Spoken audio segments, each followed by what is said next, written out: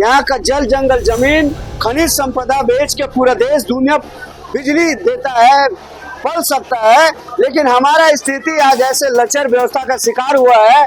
हम आजादी दिवस जश्न मना ले, लेकिन हमारी बदहाली हम दिखा रहे, यही स्थिति रहेगा। नंगा भूखा गरीब वीआईपी कल्चर है जो बाहर अपने बच्चों को ऑक्सफोर्ड लंदन में पढ़ने भेजते हैं बड़े बड़े नेता, बड़े बड़े यहाँ के जो पदारी, और हमारे जो सिस्टम ऐसी है कि लाचारी मजदूर करके हमारे बच्चे अंडा खिचड़ी के सुलों पर। देखिए, हमने ही बैठाया है अपना समझ के 56 सीट दिया, लेकिन चलाना वाला कोई और है। मुखौटा बड़े अमन जी है, लेकिन उनको चलाया कोई और है। 80वां स्वतंत्रता दिवस है, ऐसे में आप अपने आप को जो है किस तरीके से महसूस कर रहे हैं कि हाँ आप आज़ाद हैं, या फिर क्या कहना चाहेंगे इस आज़ादी? 80वां रहे चाहे 81 रहे चाहे 82 रहे, हम गरीब हैं और गरीब ही मरेंगे लगता है। यहाँ का जल जंगल जमीन खनिज संपदा बेच के पूरा देश दुनिया बिजली देता है, पल सकता है, लेकिन हमारा स्थिति आज ऐसे लचर व्यवस्था का शिकार हुआ है। हम आजादी दिवस जश्न मना ले, लेकिन हमारी बदहाली हम दिखा रहे, यही स्थिति रहेगा। नंगा भूखा गरीब, यही हमारी स्थिति रहेगा। आप फोटो लेके रखें भगत सिंह जी का, क्या कुछ? भगत सिंह ने कहा था कि हम गोरे अंग्रेजों को तो खदेड़ रहे देश से, लेकिन जीवन भर आपको काले अंग्रेजों से लड़ना पड़ेगा।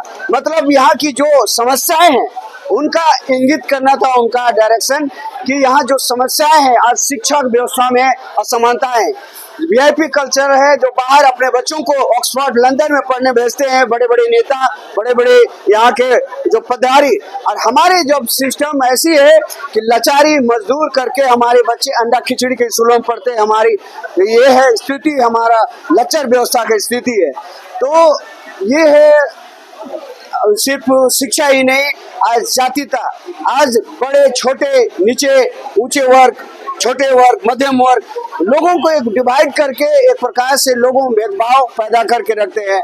और शिक्षा हो गया, जातिगत हो गया, और गरीबी जिस प्रकार खाई पूंजीवाद पूंजी बनते जा रहा है, गरीबी के खाई नीचे दबते जा रहा है, कुचलते जा रहे हैं, और ये स्थिति है कि आज हम यहाँ बैठे हुए हैं। आज हमारा भविष्य इस देश का छात्र यहाँ सड़कों पे है, अनशन पे है और मर रहा है भूखे।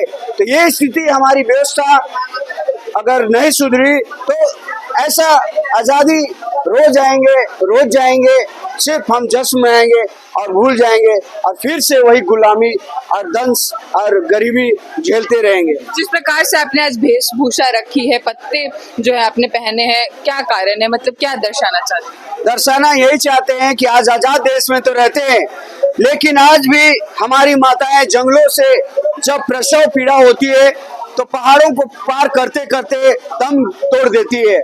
खाट पे उनको ढो के लाते हैं सैकड़ों किलोमीटर, हॉस्पिटल नहीं मिलता है। अब शिक्षा व्यवस्था यहाँ का सही नहीं है, गरीबी पूरी तरह से हमें जकड़ा हुआ है, शिकार किए हुए है।